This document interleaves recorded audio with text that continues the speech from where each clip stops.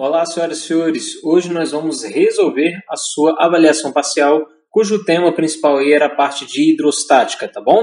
A gente viu também movimento circular, tudo bem? Mas como os exercícios eram os mesmos das listas, né, eu vou deixar que você volte lá e consulte esses outros exercícios, tá? Mas a prova tinha 10 exercícios, do quais 5 era a parte de hidrostática, do qual a gente já não tinha feito nenhum exercício até então, que era da atividade 23, e hoje nós vamos resolver aqui. Beleza?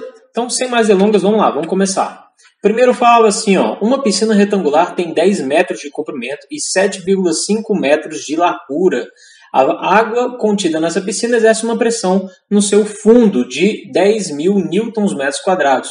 Sabendo que gravidade é 10 metros por quadrado e a densidade da água 1.000 kg por metro cúbico, calcule a altura H da superfície da água na piscina em metros. Então, a primeira coisa que a gente vai fazer aqui é calcular a área da piscina, né?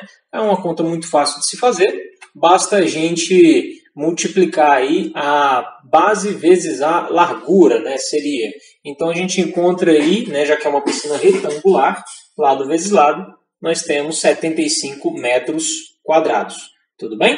E depois que a gente vai fazer isso, a gente vai calcular a pressão, né? Já que pressão é força sobre área, a força que está sendo exercida é a força peso, né? Então, para calcular a força-peso, a gente usa aí pressão, força sobre área. A força vai ser massa vezes gravidade sobre a área. Ele me deu o dado da pressão, me deu a gravidade e agora a gente já calculou a área. Sendo assim, eu consigo então encontrar a massa, né, de água que está lá nessa piscina. Então, substituindo os valores aí, o 75 está dividindo, passa para o outro lado multiplicando, o 10 está multiplicando, passa para o outro lado dividindo, a gente encontra que a massa de água que tem dentro da piscina vai ser 75.000 quilogramas. E para que a gente fez esse cálculo aí, né? A gente fez esse cálculo para determinar qual que seria o volume dentro da piscina, porque ele quer, de fato, a altura. E para determinar a altura, a gente precisa saber qual é o volume de água que está lá dentro, né? Então, nós sabemos que a densidade da água, né? Ele deu a densidade da água é massa sobre volume e deu para a gente que é 1.000 kg por metro cúbico. Então, substituindo aí densidade 1.000 kg, a massa que a gente acabou de encontrar, 75.000 quilos, então a gente encontra o volume da piscina, que é 75 metros cúbicos. Dado que o volume é a área da base vezes a altura, então finalmente a gente pode substituir na equação, né? O volume é a área da base vezes a altura. A área a gente já tinha encontrado, que é 75 metros quadrados. Coincidentemente, o volume também é 75, mas aqui em metros cúbicos. Então, facilmente a gente encontra a altura. Então, volume 75 vezes a área 75, a altura tem que ser igual a 1 metro. Beleza? Era essa a pergunta. Pediu para marcar no gabarito centena, dezena, unidade. Então, no gabarito você vai marcar 001. Próxima questão.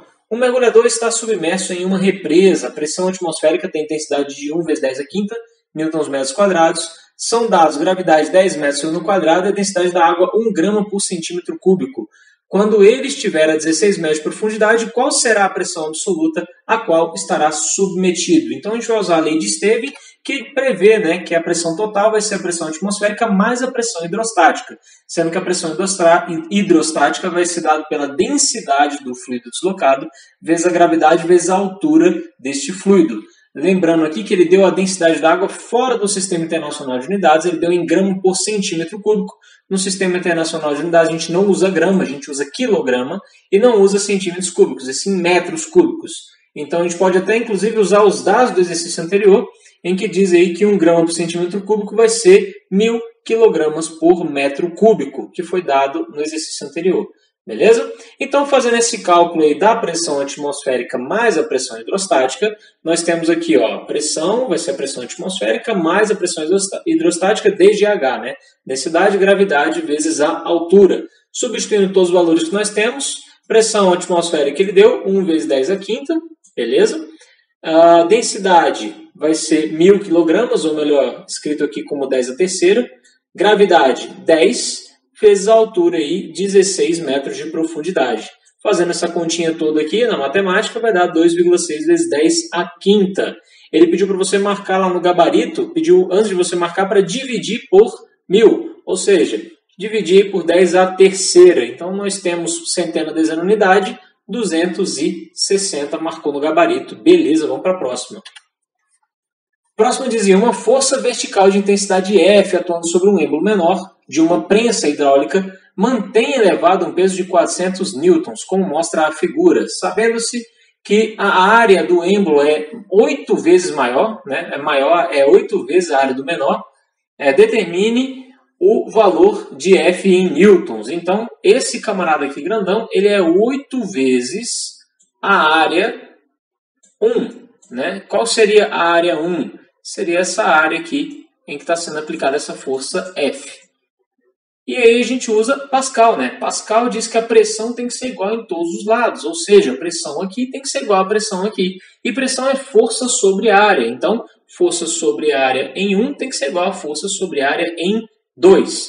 Substituindo os valores que nós temos aqui, como F2 vai ser a força peso do bloco, em que ele afirmou para a gente que vale 400 newtons, é a força que está sendo aplicada aqui a fim de equilibrar o sistema.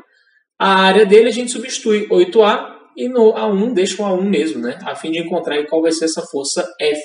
Substituindo esses valores, então, nós temos, cancela, né? O A1 com o A1, temos 400 divididos por 8, então F vai ser igual a 50 newtons. Super tranquilo, super de boa, mole, mole, fácil, fácil. Pediu para marcar centena, dezena, unidade, gabarito 0,50. A próxima, um sólido com 1 litro de volume de massa de 2 kg é mantido em equilíbrio totalmente submerso na água, suspenso por um fio ideal. Das gravidades 10 metros por segundo quadrado, densidade da água 1000 kg por metro cúbico.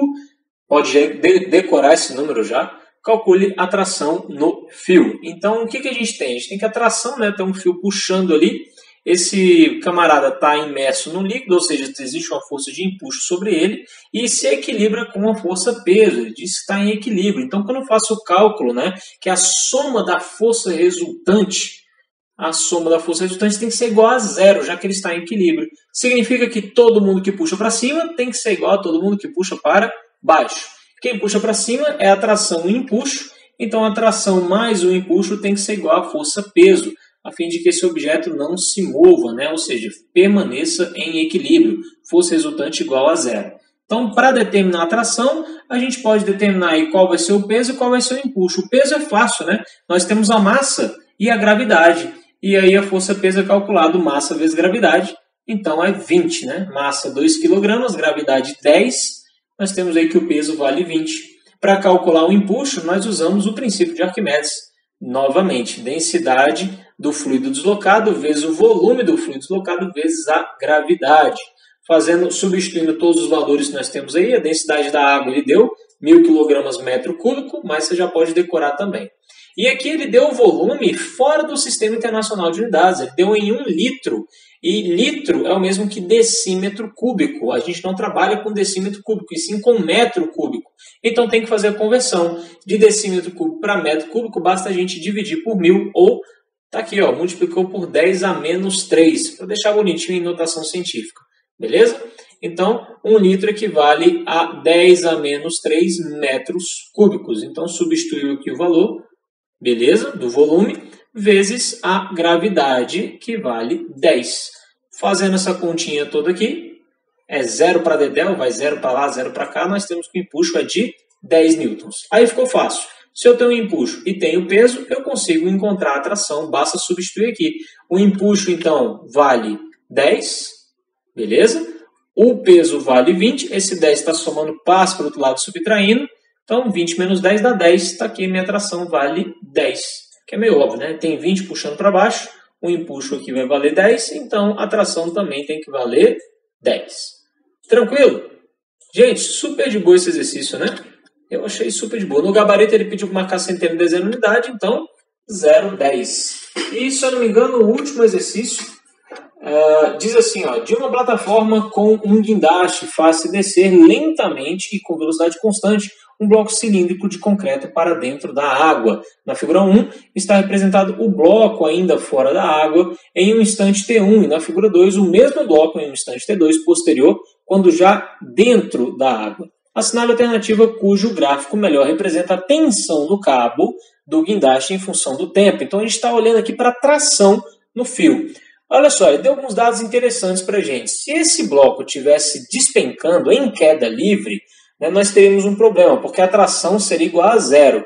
Né? Nós não teríamos a tração atuando. Então esse bloco ele não está despencando, ele não está acelerando. E o exercício deixou isso bem claro aqui quando ele falou que está descendo lentamente e ainda com velocidade constante. Ou seja, não existe nenhuma inércia aqui impedindo esse movimento. Né? Então a tensão no cabo, enquanto ele desce, ele vai ser sempre constante. E está aqui, ó, o gráfico demonstra isso, que a tensão ela é constante antes dele tocar na água. À medida que ele toca na água e que ele começa a deslocar o fluido para cima, à medida que ele vai entrando, né, ele vai deslocando o fluido para cima, ou seja, vai aumentando o empuxo aplicado sobre o bloco. Se vai aumentando o empuxo, a tração sobre esse fio vai diminuindo à medida que o bloco vai entrando. Então está aqui, ó, na alternativa C, ele está diminuindo à medida que o bloco vai entrando. E depois que ele permanece já totalmente submerso, ele já deslocou todo o volume que ele deveria ter deslocado, então o empuxo a partir daqui ele é constante, o que faz com que a tração também seja constante novamente, independente da sua profundidade.